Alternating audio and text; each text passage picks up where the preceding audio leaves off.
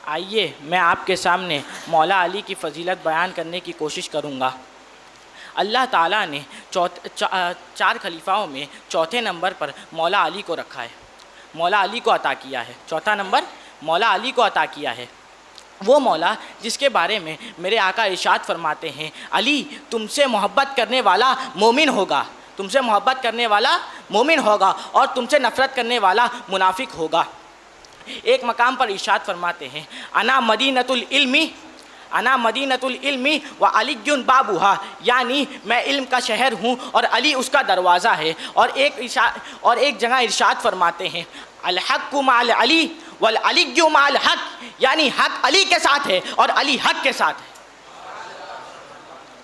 अल्लाह के रसूल फरमाते हैं, मतलउल कमरैन की हदीस पढ़ने लगा हूँ। अल्लाह के रसूल फरमाते हैं, अली वो है जो जहन्नम और जन्नत का तकसीम करने वाला है। जन्नत और जहन्नम हुसैन के बाबा के हाथों तकसीम होगी। लोग यजीद को किस मुंह से जन्नती कहते हैं? जन्नत लेने के लिए नमाजियों को भी अली के पास जाना होगा। जो बेनमाजी हो वो कैसे जा सकता है? कातिलाने हुसैन किस मुँह से जाएंगे? कातिलाने हुसैन किस मुँह से जाएंगे? इमाम अहले सुन्नत की किताब से पढ़ रहा हूँ। अल्लाह के रसूल फरमाते हैं, जन्नत और जहन्नम का तकसीम करने वाला अली है।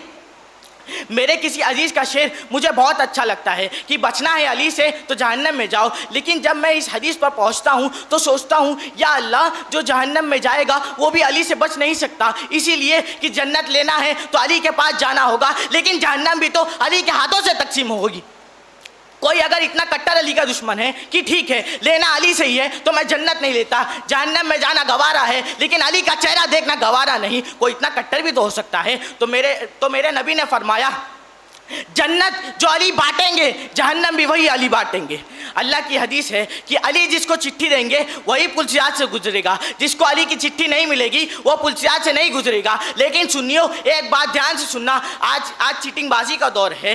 आज लोग अली के नाम पर सियासत कर रहे हैं, कुछ लोग अहले बैत और सहाबा के नाम पर सियासत कर रहे हैं। लेकिन हम सुन्नी सियासत करने वाले लोग नहीं, जिसे मांगते हैं आखिरत के लिए मांगते हैं। ये और बात है, दुनिया में ही उनका फैज़ मिलता है।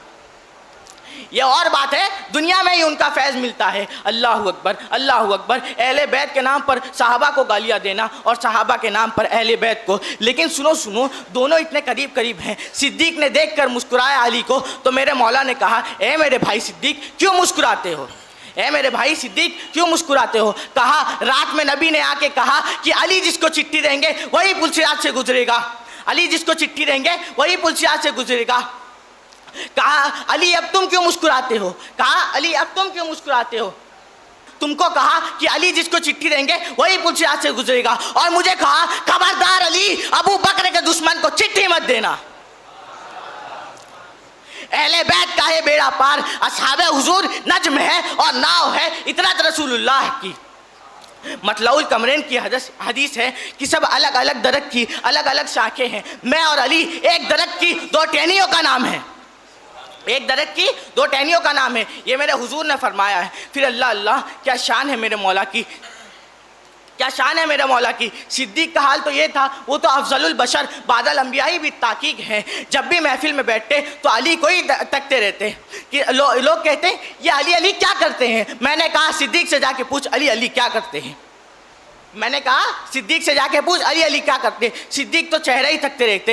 एक दिन उनकी बेटी ने पूछ लिया, और बेटी कोई मामूली नहीं, महबूबाए रब्बुल आलमीन, जिनके बिस्तर पर कुरान नाजिल हो वो आयशा, जिन पर तोहमत लगे तो सूरह नूर नाजिल हो वो आयशा।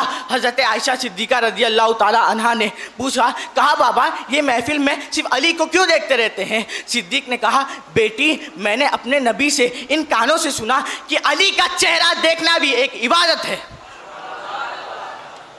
अली का चेहरा देखना क्या है? इबादत है। और ये अलग बात है कि औरों के बेटे भी शान वाले हैं, लेकिन उस शान वाला कोई नहीं जो अली के बेटों की है। आप देखिए, अली की औलाद जब तक रही हर वक्त अफजलियत मकाम पर रही। हसनैन को देखे, उनके बाद इमाम ज़ैनुल आबिदीन को देखे, उनके बाद इमाम मोहम्मद बाकर को देखे, उनके बाद इमाम मोहम्मद जाफ़र बिन सादिक को देखे, उनके बाद मूसा काजिम को देखे, उनके बाद इमाम मोहम्मद अली अली रज़ा को देखें, उनके बाद इमाम तकी को देखें, उनके बाद नकी अली को देखें, उनके बाद हसन अस्करी को देखें, बड़े बड़े मनसब पर तो यही फाइज है। हत्ता के क़यामत के दिन ईसा अलैहिस्सलाम जिनकी इक्तिदा में नमाज पढ़ेंगे वो भी कोई और नहीं, इमाम मेहदी अली ही का बेटा होगा। इमाम मेहदी अली ही का बेटा होगा। ये वो जिक्र है जिसमें तकदीर बदल जाती है, मुसीबतें टल जाती हैं, बदबख्त जो है खुशनसीब हो जाया करते हैं, जहन्नमी जो है जन्नती हो जाया करते हैं, फ़कीर जो है सईद हो जाया करते हैं। लेकिन अकीदत समझ कर बैठना, बहुत समझ कर बैठना है तो घर चले जाओ, बहुत समझ कर बैठना है तो घर चले जाओ। साद इब्ने वक्कास कहते हैं कि जब मुनाफिकत फैल गई और अपने और बेगानों में फ़र्क करना होता कि मोमिन है या मुनाफिकीन, तो अली अली अली अली अली अली करते, अली जिक्र अली से जिनका चेहरा खिल जाता समझ जाते मोमिन है, जिनका चेहरा बुझ जाता समझ जाते मुनाफिकीन है। जिनका चेहरा बुझ जाता समझ जाते मुनाफिकीन है। किसी ने मेरे नबी को पूरी ज़िंदगी नहीं पहचाना, लेकिन अली कौन? सैयदा फ़ातिमा बिनते असद कहती हैं, जब अली मेरे पेट में थे और उस वक्त नबी मेरे घर में आया करते, अभी उन्होंने नबूवत का ऐलान नहीं किया था, क्योंकि उस वक्त हुजूर की उम्र 29 साल थी, अभी नबूवत का ऐलान नहीं हुआ था। लोगों को पता नहीं था कि आमिना के लाल की शान क्या है। फातिमा बिनते असद कहती है, अल्लाह की इज्जत और जलाल की कसम, जब भी मेरे घर में मोहम्मद अरबी आते तो मेरा बच्चा पेट में ऐसी हरकत करता कि मैं उठकर खड़ी हो जाती। लेकिन फातिमा बिनते असद कहती है, एक दिन मेरे शौहर जनाब अबू तालिब ने कहा, तू इस हालत में खड़ी क्यों होती है, बैठ जा। मैंने कहा क्या करूं, मेरा बच्चा पेट में ऐसी हरकत ही करता है कि मुझे खड़ा होना पड़ता है। लेकिन फातिमा बिनते असद कहती हैं, एक दिन आजमाने के लिए जनाब अबू तालिब ने, फातेह खैबर के बाप ने, दोनों हाथों से कंधों को दबा दिया, कहा उठने नहीं दूंगा। लेकिन फातिमा बिनते असद कहती हैं, फिर भी मेरे बच्चे ने पेट में ऐसी हरकत की और पता नहीं कहाँ से मेरे अंदर इतनी ताकत पैदा हो गई कि मोहम्मद अरबी को देखकर मैं बैठ ना सकी, क्योंकि उस वक्त जनाब अबू तालिब की ताकत इसलिए फेल हो गई क्योंकि अंदर से फातेह खैबर की ताकत थी।